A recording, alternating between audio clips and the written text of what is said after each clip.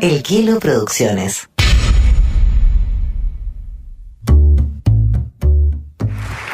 Ejercer el gobierno, muchos de ustedes lo saben, es hacerse cargo de la realidad, especialmente cuando esta es difícil.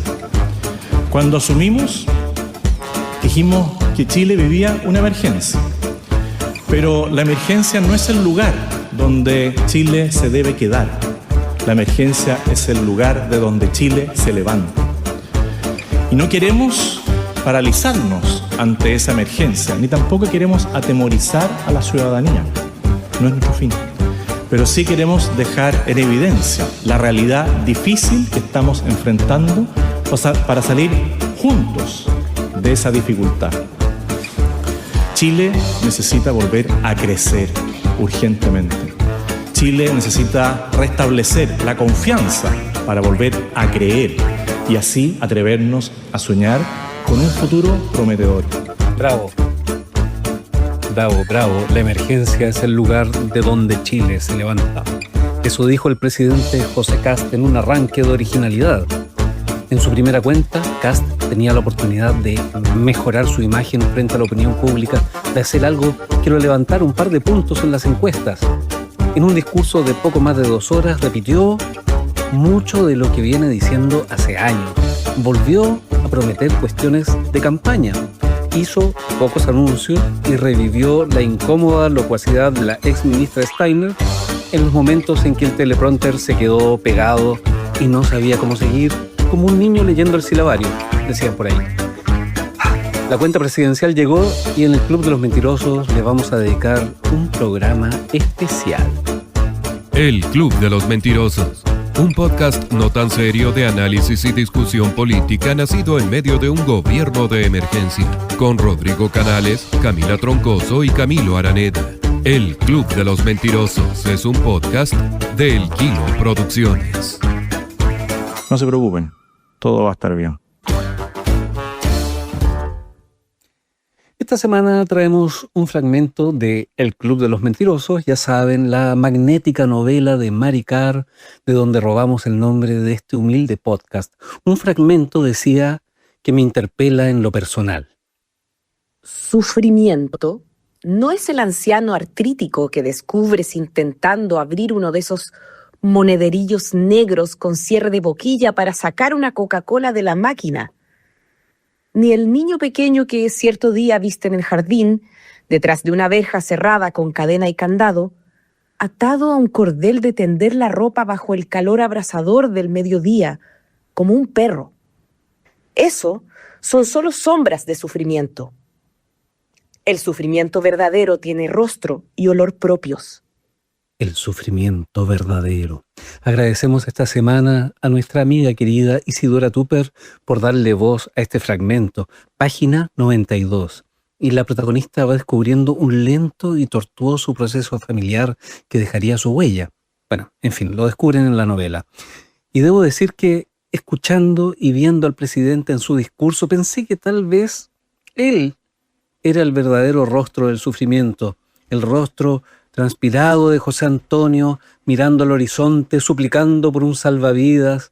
Tal vez sea yo en mi habitual necesidad de dramatismo. Ay, no sé. ¿Cómo lo vieron ustedes? Saludo sin sufrimiento a mis mejores contertulios, Camila Troncoso, abogada del universo, feminista del mundo, y Camilo Araneda, sociólogo del karma, artista encubierto. ¿Cómo están? ¿Lo sufrieron?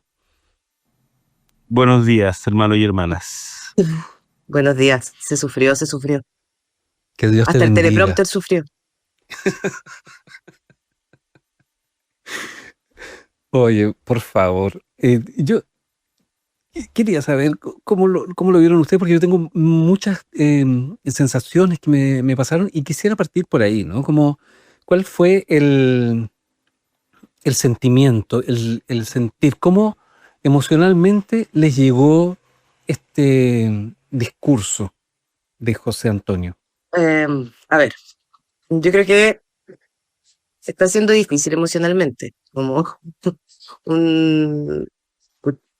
no solo escucharlo, sino estar bajo este gobierno, creo que está siendo difícil. Y quiero recalcar un punto además que a mí me llama la atención, y es que las mujeres desaparecimos del discurso público.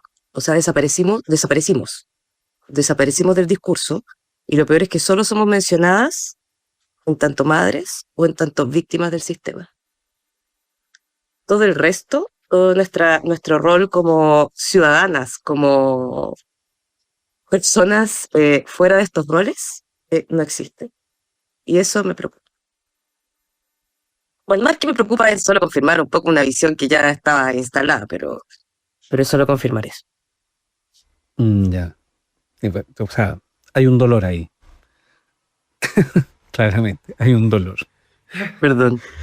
Pero es como el dolor de Chile, ¿o no? Porque así, o sea, como para partir, digamos, a mí lo que me pasa es que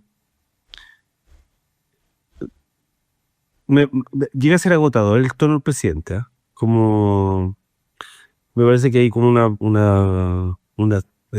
o sea, a ver, para partir ordenado. Siento que el tono eclesiástico de esta rendición de cuentas para mí es evidente. O sea, yo en algún momento, ¿no les pasó eso? Pues sentí como en una misa. Y el cura nos va hablando como si fuésemos, qué sé yo, como ovejas descarriadas que vamos derecho al purgatorio o al infierno si no corregimos nuestras conductas. Y además esa permanente alusión a la familia, a la responsabilidad individual. En fin, me parece agotador y El me parece orden. claro, el orden me parece medio básico desde el punto de vista sociológico y además de lo que uno espera de un presidente, digamos. Me interesa eso. ¿Cómo, cuando tú dices que te parece un poco básico desde el punto de vista sociológico, ¿a qué te refieres? ¿A qué está apelando el presidente cuando habla de orden, de disciplina? Y bueno, de lo que se refería también Camila, de esta negación o desaparición de la ecuación de la mujer como sujeta de participante, ni siquiera de derecho, ya O sea, participante de la sociedad. O sea, yo creo que, a ver, cuando digo básico, digo, creo que el diagnóstico de la situación actual es pobre porque se basa en una relación de hechos que creo que no considera todas las complejidades. O sea, decir, estamos en una emergencia fiscal porque tenemos un déficit estructural sin considerar que la deuda en el gobierno anterior creció menos tendencialmente que los últimos 10 años. Decir que estamos en una crisis de crecimiento porque el país se ha mantenido creciendo al 2,5% en promedio, qué sé yo, sin problematizar otras cuestiones como el estancamiento en la productividad, como problema en la balanza de pago, tipo de cambio, en fin, y solo atribuirlo a una cuestión impositiva o de impuestos a las grandes empresas y cifrarlo en la reforma de Alberto Arena en Bachelet 2 del 2014-2015. Me parece que es como un poco unidimensional. Y lo mismo, o sea, los problemas de seguridad del país se resuelven con mano dura y registro de vándalos e incivilidades. Y los problemas de natalidad se resuelven con un bono de 30 lucas por hijo menor de 13 años. Entonces, todas esas cuestiones me parece que son como... identificamos un problema y la respuesta es obvia, es evidente. ¿Quién no querría vivir en un país donde no hubiera grafitis? Y para eso, registro de vándalos. A mí me parece eso un poco pueril, básico, la verdad.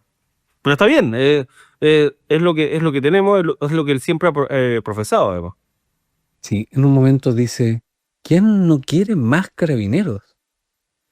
Y yo levanté la mano, pero claro, no me vio el presidente, pero como que en su mundo uno entiende que todo el mundo quiere más carabineros y menos grafitis. Y yo parece que en mi mundo me gustan los grafitis. De hecho, hay barrios, museos en otras ciudades del mundo, fuera del universo de Cast, donde son barrios, museos justamente por los grafitis y los murales. Hay grandes grafiteros chilenos, grandes muralistas chilenos que incluso los convocan a estos barrios a pintar fachadas, a dejar su marca. Hay toda una cultura ciudadana que está en los grafitis, pero que si uno no la comprende, si no hace el esfuerzo de manejar mínimamente el código, es imposible de ver y es imposible de comprender. Bueno, en el mundo de Cast la gente quiere más policía, menos grafiti, más orden y más mujeres en la cocina. Es como, es el resumen correcto. No estoy tan seguro, pero... Es que más yo creo que hay una cosa como porque además esto del registro de vándalos e incivilidades, que viene a consagrar algo que igual el derecho es, y que el derecho tiene, y que el derecho básicamente responde a ciertas estructuras sociales que castigan ciertos delitos asociados generalmente a clases más bajas. Eso pasa. Y aquí es como la consagración ya así, pero extrema. Porque justamente el registro de vándalos e incivilidades tampoco te va a poner en el registro de vándalos e incivilidades a quien está eludiendo impuestos, en el fondo a todos los delitos de cuello blanco y corbata, etcétera. Y de hecho, ayer se lo preguntaron ya no me acuerdo en qué A noticiario. Moreno se lo preguntó. Jonant se lo preguntó a Moreno ayer. Ya, Muy clever. ya, pero antes también, no me acuerdo en qué noticiario, se lo preguntaron a García. Y él dijo, bueno, efectivamente, no lo consideramos, pero bueno, lo puede incluir la oposición en la discusión del Congreso. Entonces, claramente su visión de mundo busca justamente consagrar un poco estas ciertas estructuras sociales. Y a mí lo que me preocupa además detrás de eso es que desde hace un tiempo venimos consagrando también, y yo un poco como legitimando ciertos discursos sobre los beneficios sociales. Como si los beneficios sociales no fueran derechos sociales. Entonces, yo creo que ya en el fondo, cuando hablamos de beneficio y no de derecho, ya se le quita un poder muy importante a eso. Y de hecho, el derecho, algo tiene el derecho, que es que no está condicionado ciertas conductas en el fondo. Todas las personas tienen derecho. Entonces, cuando tú como que condicionas que solo vas a tener PGU, solo vas a tener gratuidad en el fondo de la educación, si es que no eres parte de este registro de vándalos e incivilidades, o sea, estás ya atentando además contra la noción misma justamente de derecho humano, que es también algo que quiere hacer el ministro de Justicia por otro lado, pero bueno, cosas preocupantes. Sí, perdón, solo quiero hacer una acotación, quiero hacer una aclaración primero. Cuando Camila dice García, ¿nos referimos a García Ruminot? Así es. Ya. No, es que García hay muchos, pero García Ruminot, perdón, es importante los dos apellidos. Y solamente quiero decir, porque al escuchar este registro de vándalos que ya se está como semi-concretando en un cuerpo legal que se va a proponer, me acordé que alguna vez hice una investigación de dónde venía la palabra vándalos. Bueno, en el 2019 con el estallido social se habló mucho de los vándalos que vandalizaban cosas y todo. Y es una palabra que uno usa mucho y que tiene un origen muy concreto, que es una palabra que acuñó un señor de apellido Grégoire, o Gregorio, o como quieran llamarle, Grégoire, en 1794, y la usó para describir la destrucción de las obras de arte durante la Revolución Francesa. El nombre lo tomó de una tribu germánica que se llamaban los vándalos, una tribu que invadió Roma en el año 455, es decir, cuando Roma estaba cayendo, y que hicieron mucha fama porque destruyeron todas las esculturas, monumentos y otras obras de arte. No todas, porque bueno, muchas siguen ahí expuestas y rescatadas, pero destruyeron mucho. O sea, estamos hablando de un grupo de personas que atacó la civilización. Cuando se habla de vándalos, para cerrar el minuto cultural de esto, estamos hablando de gente que ataca la base civilizatoria. Ese es el subtexto que está detrás. Y eso tiene implicancias, porque es gente que viene de afuera y es gente que no merece estar con una concepción de un nosotros. En la Gracias. polis. En la polis. Pero además también lo dice, o sea, se llama vándalos e incivilidades, es decir, de conductas no civiles, en el sentido de que corresponden a la civilización, no a lo civilizatorio, o de lo correcto, no sé.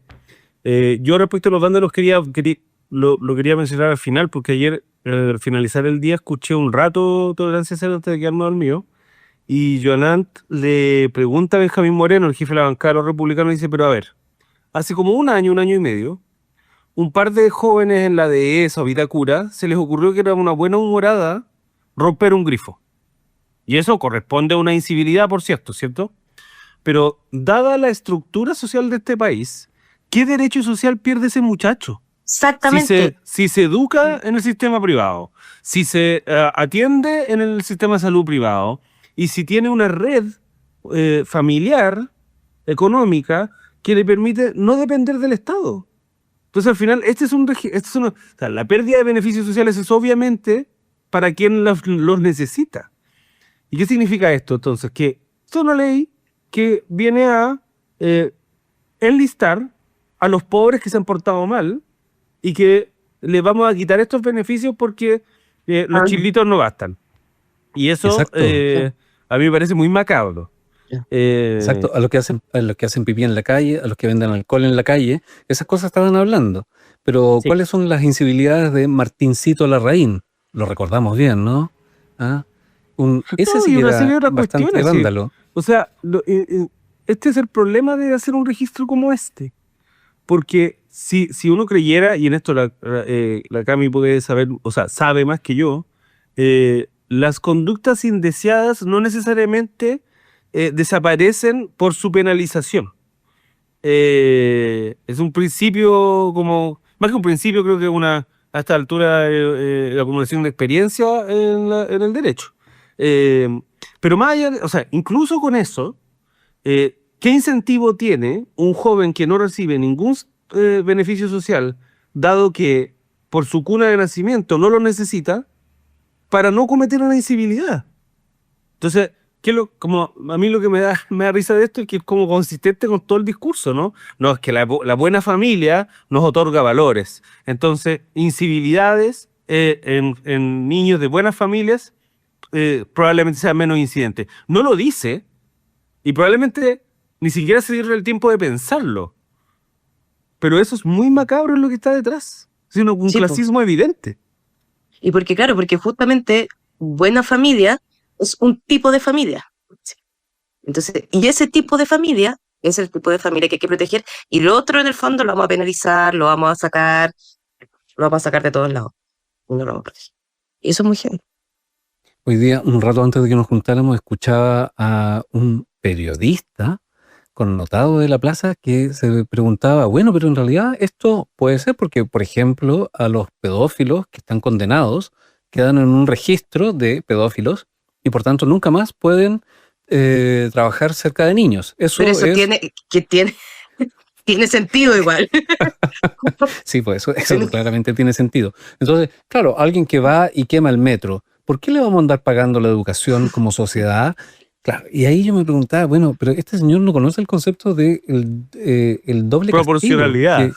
No, primero la proporcionalidad y segundo, hacer pichí en la calle o vender una cerveza a la salida del estadio no es lo mismo que quemar un metro. Y tercero, quemar un metro es ya un delito que si se prueba tiene una condena muy alta. Entonces, además de esa condena, se le va a castigar ingresándolo a este registro de separación social, justamente a la persona que probablemente más lo necesita.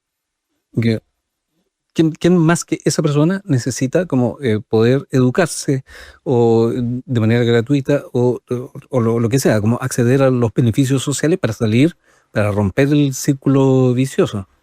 Me pareció súper grave. En general, todo el enfoque, el ángulo, cómo se aproximan al tema delincuencial, uno ya lo conocía, por supuesto. Pero ahora que lo transformen en ley sin meditar, que lo transformen en cuerpos legales, en propuesta de ley, sin meditar, porque uno decía, ya, ok, en campaña todo vale. Pero están proponiendo como cuerpo legal lo mismo que en campaña. Y eso es muy raro porque choca con la realidad. Y ahí no sé, que Dios los bendiga nomás. Es ¿Qué que más va a hacer uno? creo que el tema de los vándalos da para seguir diseccionándolo, pero ya que mencionaste lo de la lógica campaña, yo creo que aquí, para hacer un análisis un poquito más general, creo que no fui por el tiro de lo particular, porque claro, muy, muy heavy lo que está, como medio doloso, así, pero yo creo que aquí, o sea, el discurso estuvo marcado por una cuestión más de la performance que de la rendición de cuentas. O de la entrega de una hoja de ruta con claridad. Si uno uno puede mirar los anuncios, por muchos que sean, algunos muy llamativos, no fueron muchos. y no fueron tampoco muy específicos. Pero además creo que estuvo muy marcado por algunas cuestiones medias polémicas, ¿ah? Como, yo no sé, creo que si producción nos puede ayudar con la frase donde parte el discurso diciendo algo así como acusándose a sí mismo. Durante años, la práctica política nos acostumbró a discursos grandilocuentes, a promesas que muchas veces se tornaron en promesas vacías. Los anuncios en algunas ocasiones sonaban muy bien, terminaban incluso en algunas normas que las personas recibían con ilusión, pero no siempre terminaban donde las personas querían. Las personas muchas veces se desilusionan una vez que ya la ley está tramitada y vigente. Eso tiene que cambiar, porque los chilenos están cansados de oír grandes promesas, de encontrarse con grandes proyectos de ley que iban a solucionar los problemas y no lo hacen. Y en eso le encuentro toda la razón a nuestros compatriotas. ¿Perdón? Espera, pero perdón. A mí me van a perdonar, pero me parece que es un poquito osado que el señor de las metáforas, de la hipérbole, del contador de días para que se fueran de los 330.000 inmigrantes, el que decía que el gobierno anterior era sangriento, el de las críticas a los parásitos, al funcionario público como parásito, en fin. ¿En serio nos va a venir a criticar la grandilocuencia de los demás? A mí me parece como ya, no sé, ese recurso ya es increíble, po. No, es surreal. Porque nosotros sabemos que el pueblo está cansado de las grandes promesas, por eso hacemos grandes promesas. No entiendo ¿qué es lo que quiere? O sea, es que yo no entiendo por qué se acusaría a sí mismo. O sea, hay toda una polémica las últimas 2 semanas respecto de si las promesas de campaña eran promesas o eran hipérboles o metáforas o derechamente mentiras. Y en la segunda página del discurso se despacha esta cuestión.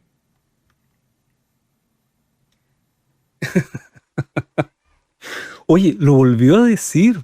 Sí, lo volvió a decir. Me encontré con alcaldes y autoridades y a todos los saludé y todo.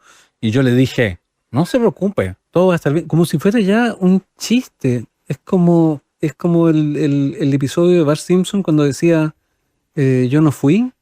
¿Se acuerdan de ese episodio de Bart Simpson cuando decían, yo no fui? Gran episodio. Que todo el mundo estaba esperando que dijeran, yo no fui. Después de todas las cagadas que se mandaba. Ahora es como, todo va a estar bien. A mí me provocó cosas. Provoca cosas. Mira, entonces, a ver, también ¿qué esperamos? Como, ¿por qué esperamos algo distinto también de este señor? Como, yo siento que igual estamos en una lógica como, nos sorprendemos cada vez que no hace algo, que no está, o sea, cada vez que hace, pero es él, y va a seguir siendo así. O sea, como, y su gobierno va a seguir siendo así, y su gobierno va a seguir siendo demasiado ideológico, y su gobierno va a seguir estando lleno de metáforas con sus planes de retorno, su plan renace, sus cosas que al final no van a hacer nada en la práctica. Y a mí me preocupa que mientras pasa esto, y mientras en el fondo tira sus discursos, nos siguen pasando aquí muchas cosas por debajo que no estamos viendo. Bueno, yo solo quiero recalcar algo del discurso de ayer, además, que me llamó la atención. Nos preocupan mucho las personas en situación de discapacidad. Nos preocupan mucho. Así que, mientras por un lado, en el fondo, recorto presupuesto de Senadis, por el otro lado, ¿qué voy a hacer? Voy a decretar el Día Nacional de la Teletón. Bien. O sea... Habíamos invitado a Mario Kreuzberger y no pudo venir.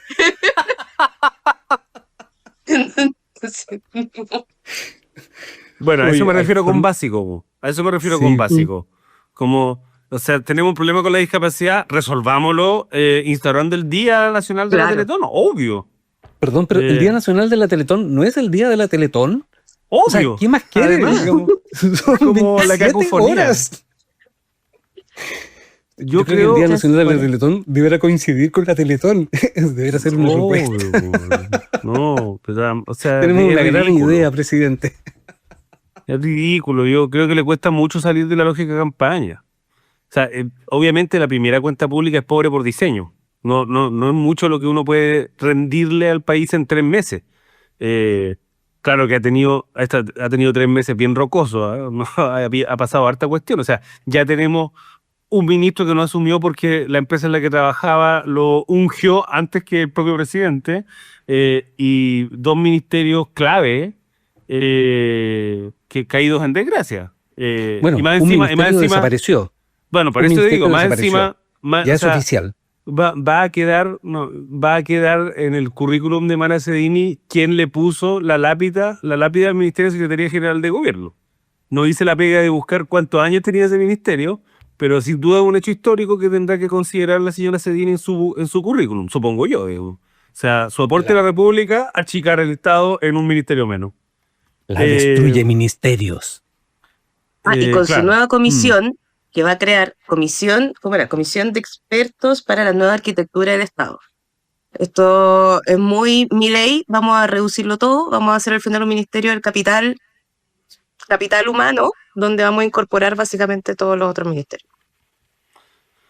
¿Qué puede ser? Bueno, hay O sea, una novela pues- muy linda que decía que hacían falta como 3 ministerios nomás. El Ministerio de la Paz, el Ministerio de la Guerra y el Ministerio de la Verdad. Creo que eran los 3 ministerios que eran necesarios.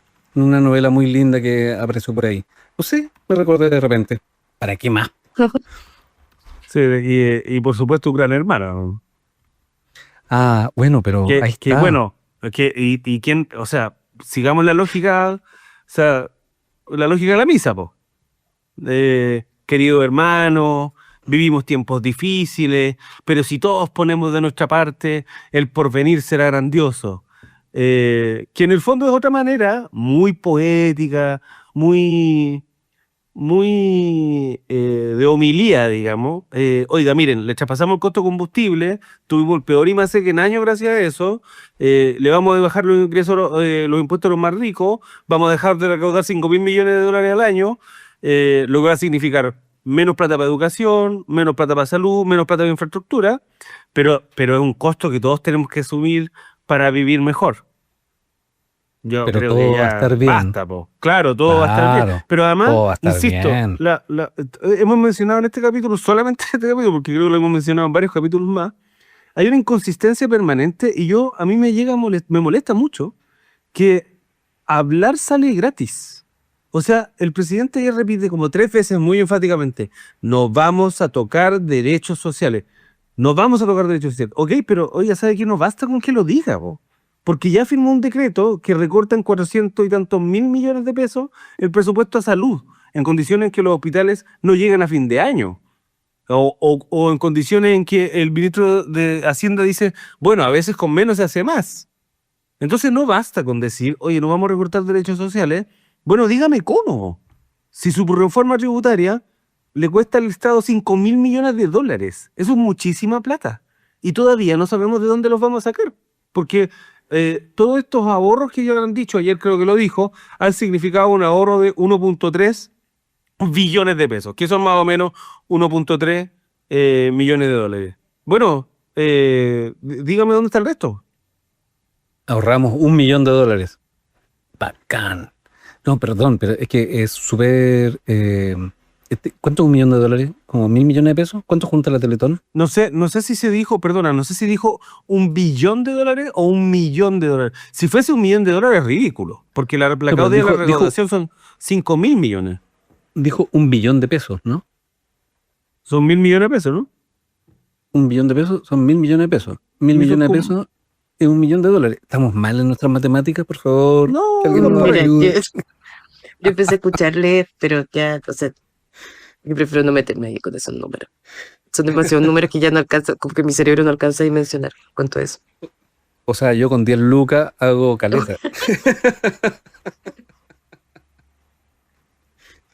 Yo, por eso, o sea, que esa cuestión me parece absurda, pero además, un poco lo decía la Cami recién, o sea, yo no sé si no estamos viendo los goles que nos están pasando debajo. El punto es que no tenemos mucho para oponernos. O sea, O sea, por no, eso no hay creo... arquero. No, pero, o sea, no hay condiciones en el Congreso para oponerse, que al final es lo que cuenta, ¿cachai? Más allá de lo grandilocuente que puede hacer, o de lo enfático que puede hacer la oposición, y de cuánto más se organiza o se ordena, la cuestión es que cuentan con los votos en ambas cámaras, y podrían hacer una aplanadora, y hacer avanzar su proyecto, y hoy día lo dijo García Ruminot en una entrevista en la mañana. Miren, nuestra voluntad está dialogar, pero bueno, si no quieren dialogar, vamos a aprobar esto igual. Entonces, en esas condiciones es difícil, y yo creo que eso es lo que le permite al presidente abusar de la retórica cuando no tiene una buena justificación para las decisiones de su gobierno. Y cuando no abusa de la retórica, miente, lisa y llanamente. O sea, por ejemplo, una cuestión muy básica, pero dijo, vamos a recuperar el turismo que ha decaído en la zona del terrorismo en la Araucanía. Alto seguido sale el gobernador de la Araucanía diciéndole, oiga, pero según los datos del INE, el turismo nacional e internacional viene al alza en la Araucanía en los últimos años. Entonces, todos estos recopilación de hechos recopilación de hechos o fantasías o mentiras para justificarse en su cabeza y tratar de impregnarle a la sociedad chilena su diagnóstico, es fantasioso, o sea, es como, de verdad es ridículo. ¿Cómo se te ocurre a ti pararte frente al Congreso y empezar a enumerar cuestiones como hechos que no lo son? Yo no sé si eso es por diseño, alguien de todos los múltiples asesores del segundo piso, de que sea que escribió este discurso, no chequeó los datos oficiales. O sea, ¿cómo tú te paras frente al Congreso a decir cuestiones que no son hechos, no son reales? Bueno, es que no es necesario. En la lógica que se está imponiendo y que impuso Kast, que impuso el equipo de Kast, no es necesario decir la verdad. De hecho, puede ser contraproducente decir la verdad. Decir, no puedo expulsar 300.000 inmigrantes. Decir, no tiene sentido hacer una cuenta regresiva donde van a salir. O decir, el país está en crisis, cuando realmente no se compara a un país en crisis, no tiene rédito. Lo que reditúa es justamente insistir en este diagnóstico mentiroso y proponer cosas como el Día de la Teletón, o, bueno, que yo quisiera preguntarles por algunos temas puntuales. Tal vez lo primero es lo que dijo sobre...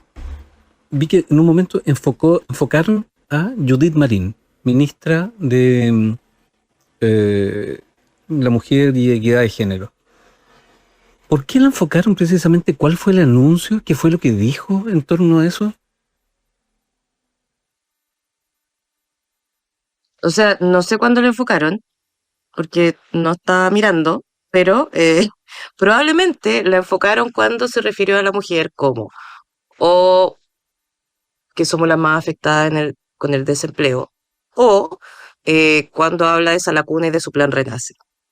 Que el plan Renace además tampoco es algo en el fondo del Ministerio de la Mujer, es algo justamente que viene de desarrollo social y que tiene que ver con justamente mejorar los índices de natalidad. Porque eso hacemos, servimos para reproducirnos, justamente. Y no lo están haciendo, perdóname. Y no lo estamos haciendo bien.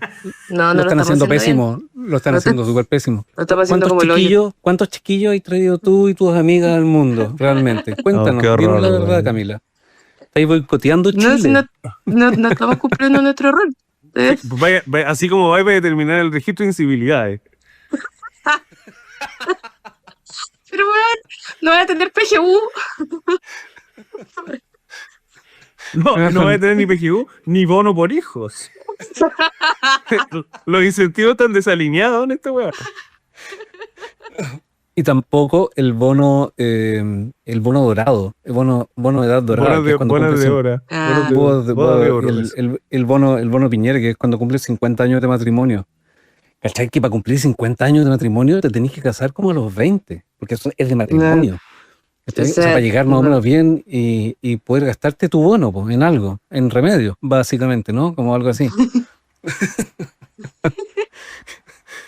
Oye, bueno, yo creo que al final... Bueno, solo sobre eso, lo que mencionaba ahí, Canales, creo que en eso sí hubo un diseño bien... O sea, yo creo que todavía tiene un diseño, pero me pareció que era muy claro el diseño de la alusión permanente a sus ministros.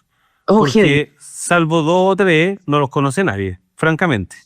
Y bueno, y esto es coincidente con el diseño de cuando recién iniciaron, que el señor Valenzuela y Costaval, creo que se llama, decidieron que ningún ministerio habla sin que ellos puedan visar el discurso, po. Bueno, en esas condiciones, por supuesto que nadie va a conocer a tus ministros salvo al vociferante Poduje y a las 2 caídas en desgracia porque eran pésimas, digamos.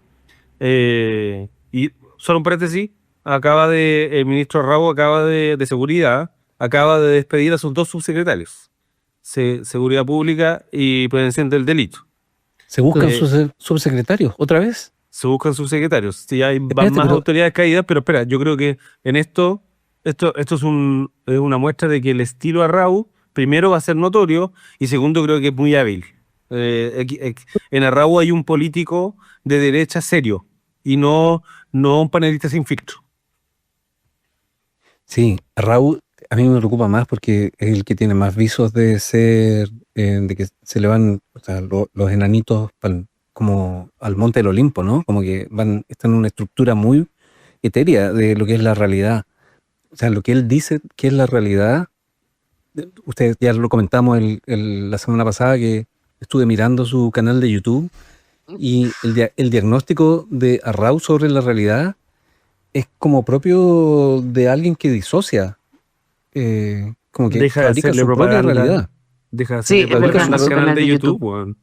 O por lo menos dinos cuánto te está pagando. O sea, no sé, es que... Con o eso sea, se financia este podcast, digámoslo. Matan, Con eso. matan Martín neuronas. Arrao financia este podcast.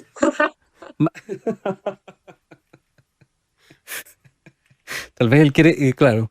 Bueno, también mencionó al ministro de Cultura. ¿Se fijaron? Mencionó al ministro de Cultura y ahí lo enfocaron. Ahí estaba el ministro de Cultura sentado al lado de la ministra de Energía, que alguna vez dijo que ella era de izquierda. No sé si se acuerdan. Sí, La claro, señora por Rincón. supuesto. La señora Rincón, la señora que Ministerio de Cultura, perdón, que es el que ha sufrido los recortes más grandes, ¿ah? Hay que decirlo. el recorte más grande desde el punto de vista proporcional, creo que tiene el 19% recortado, pero el anuncio en cultura me llamó mucho la atención. Se van a generar como brigadas, aunque no dijo brigadas, pero no sé cuál, creo que es la mejor palabra, brigadas ciudadanas para pintar los rayados de la ciudad. Que para cometen pintar las incivilidades, como contra...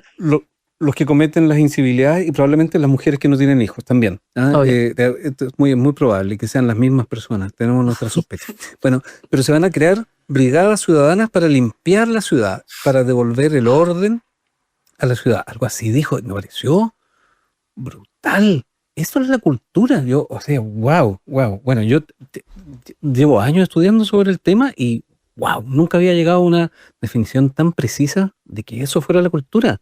Hay una, Como- espérate, se te olvidó otra, que cuando menciona el Día del Patrimonio y critica los abucheos de sus autoridades. Ah, claro, efectivamente. Oye, yo no sabía que eso había pasado. Igual me alegró el día, después busqué el video y no solamente hubo abucheos, sino que además que en el elenco hubo como pequeñas indirectas, así como que en La Pérgola de las Flores. La Pérgola de las Flores es una obra profundamente política. Es la más correcta de Isidora Aguirre que compartía oficina con Víctor Jara, ¿ah? Antigua militante del Partido Comunista que no se la llevaron de la misma oficina que a Víctor Jara en la USACH porque era la autora de La Pérgola de las Flores y era como un ícono nacional. Eso como que la protegió. Pero La Pérgola de las Flores, su texto es profundamente político.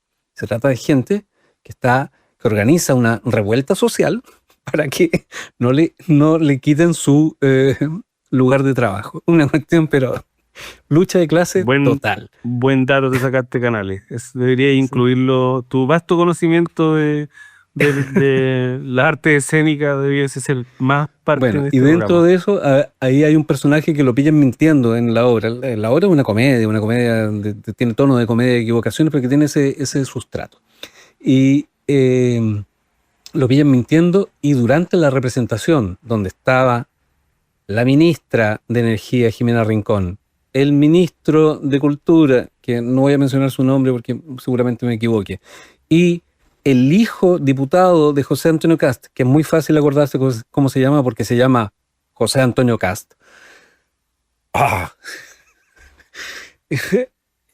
Bueno, de pronto lo pillan mintiendo a este personaje y dice, oiga, pero ¿cómo, don Lucio? Eso no es así. Y él dice, no quise decir eso, era una metáfora. Y el teatro explota en risa. Y como que prepararon varios guiños que el elenco preparó algunos guiños. Elenco donde alguna vez, cuando se estrenó esta versión, estuvo Mara Sedini. ¡Buah! Todo calza pollo. Espérate. Todo. mucha información. Es demasiada información esto, ¿no? Cuando se estrenó esta versión de La Pérgola de las Flores, dirigida por Tito Noguera, que murió, no alcanzó a ver este espectáculo, esta representación, dirigida por Tito Noguera, que actuó en la primera versión de La Pérgola de las Flores en el año 1960, en el Teatro Camilo Enríquez, que quedaba al lado de la Moneda. Ahí estaba Mara Sedini en el elenco. Y ahí fue donde la gente, como que está realmente trabajando en teatro, con mucha gente que trabaja en teatro, conoció a Mara Sedini.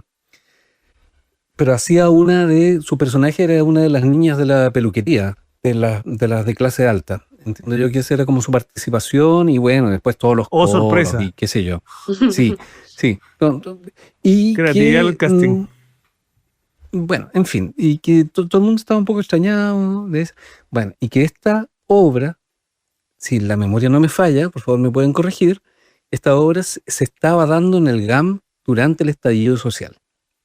Y a una compañera de Mara Sedini le llegó un perdigón en el ojo. Y fue durante ese contexto que Mara Sedini decidió entrar a la política en contra del estallido social, mientras a su compañera le llegaba un perdigón en el ojo y la dejaba casi ciega. O sea, a Mara Sedini no solamente no la entienden sus hermanas, sino que tampoco el mundo del teatro, y tampoco la entiende Chile. A la compañera que le llegó el perdigón en el ojo es María Paz Granjan, gran actriz de la plaza, una actriz con mucho carrete, qué sé yo, que hizo la denuncia, siguió el juicio, toda una cosa pero eterna, súper revictimizadora, mientras Mara Sedini hacía campaña con José Antonio Kast, que pretende, no dijo nada de eso en su cuenta pública, que pretende indultar a los carabineros que estén involucrados en casos de abuso durante el estallido social.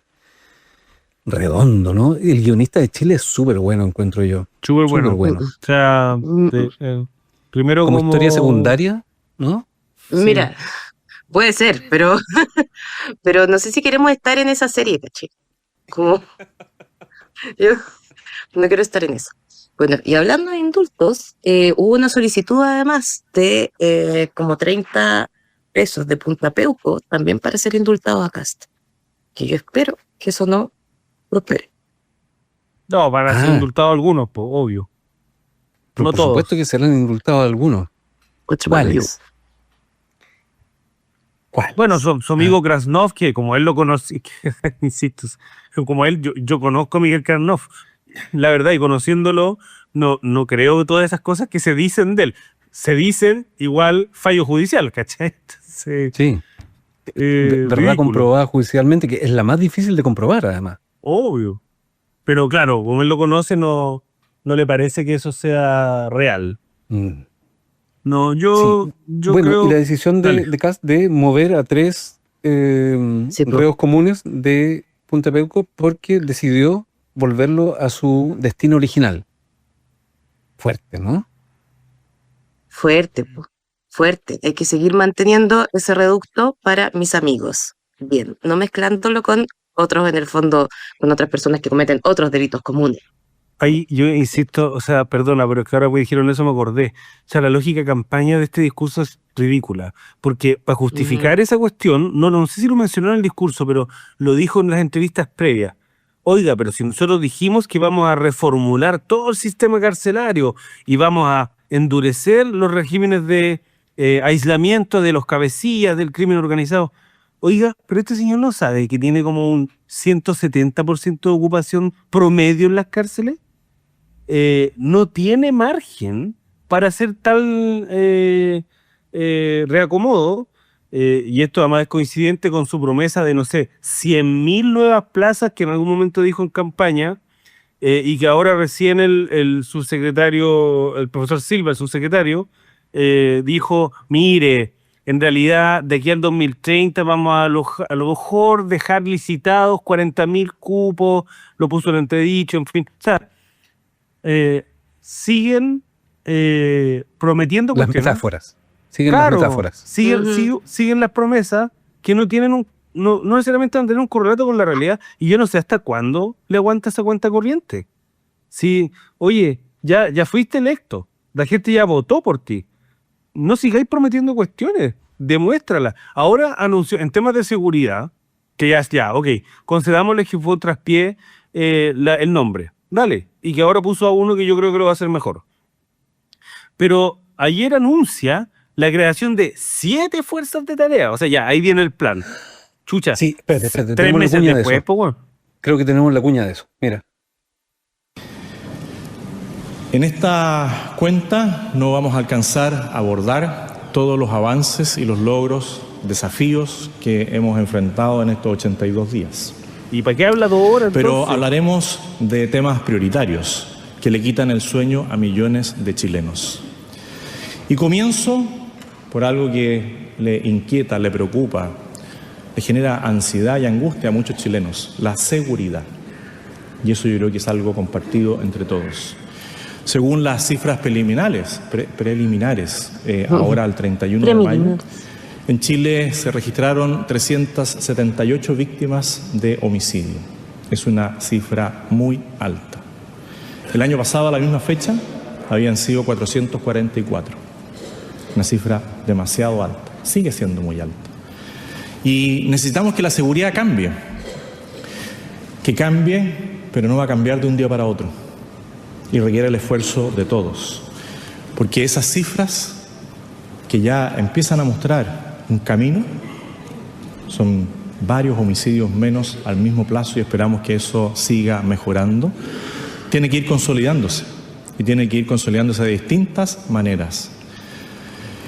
Y se nos decía por algún tiempo que la inseguridad era una sensación.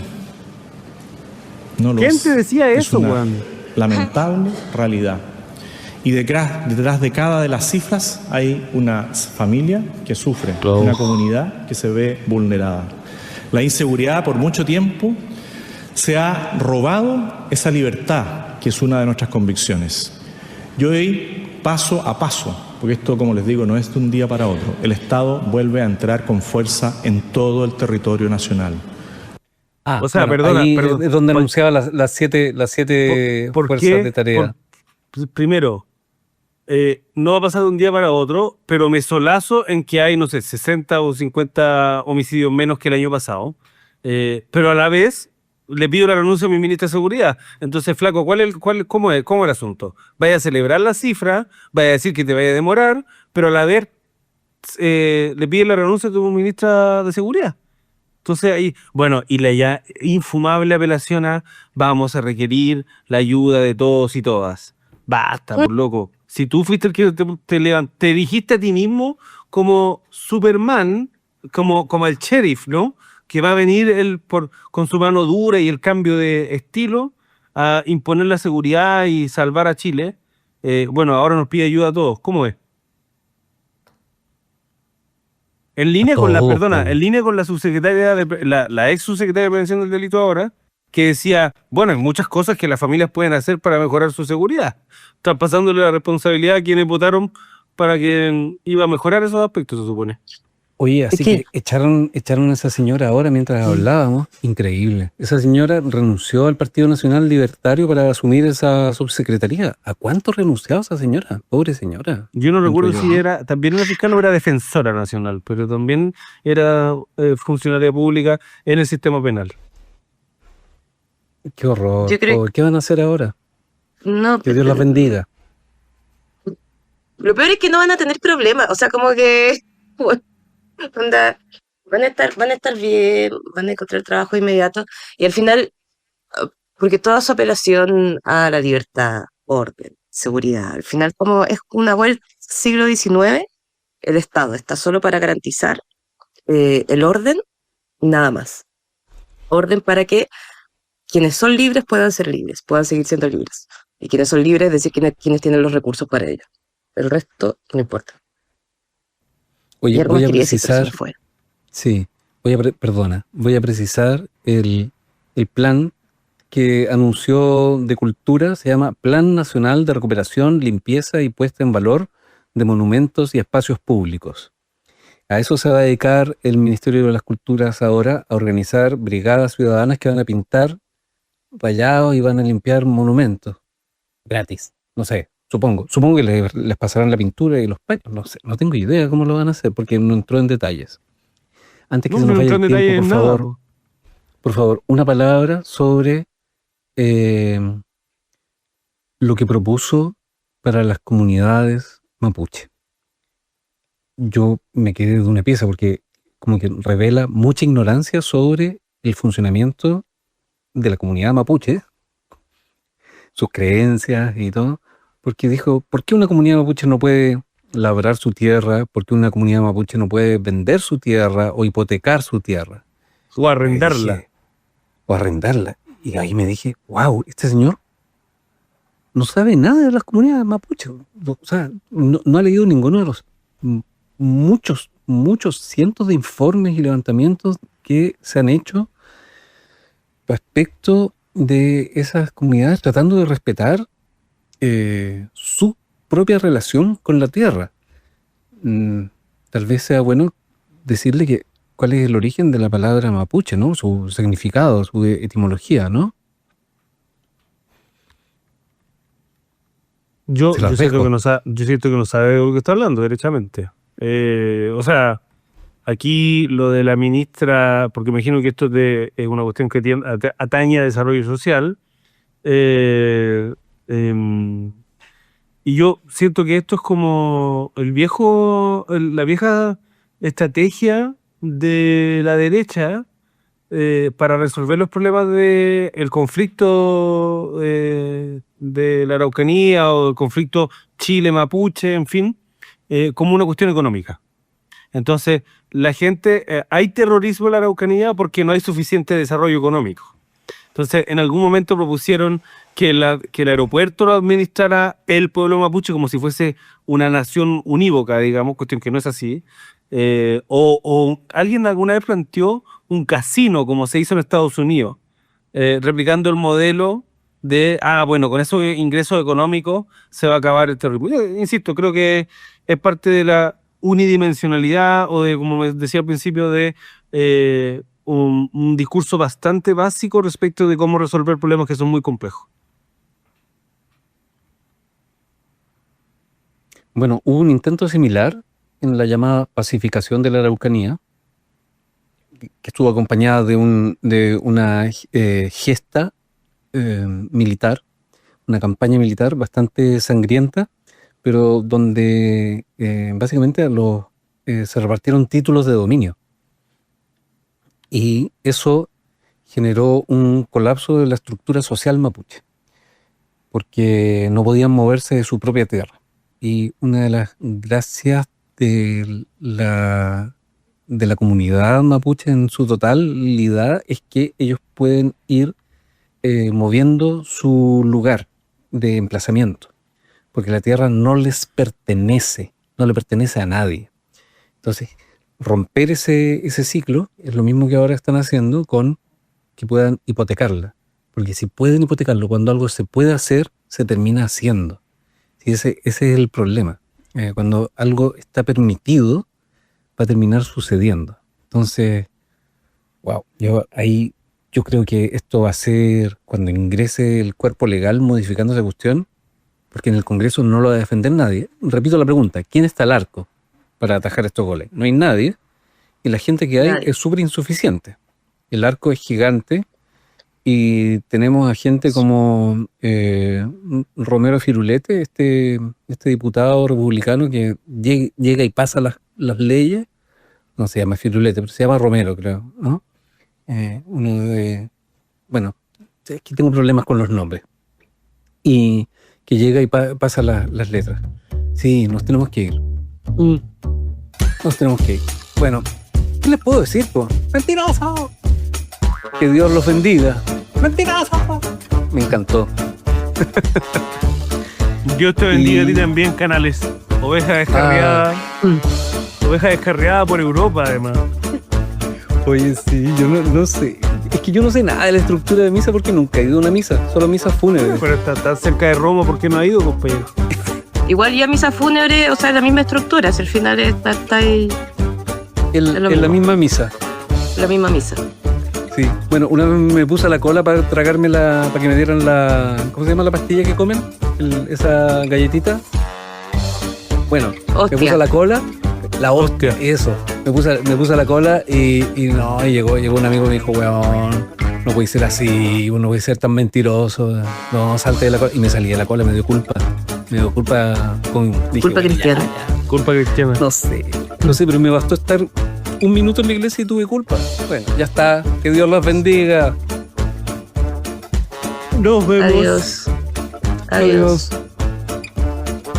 El Club de los Mentirosos, un podcast independiente que analiza nuestro ecosistema político realizado por El Kilo Producciones. Síguenos en nuestras redes sociales, @El Kilo Producciones, y en nuestro canal de YouTube.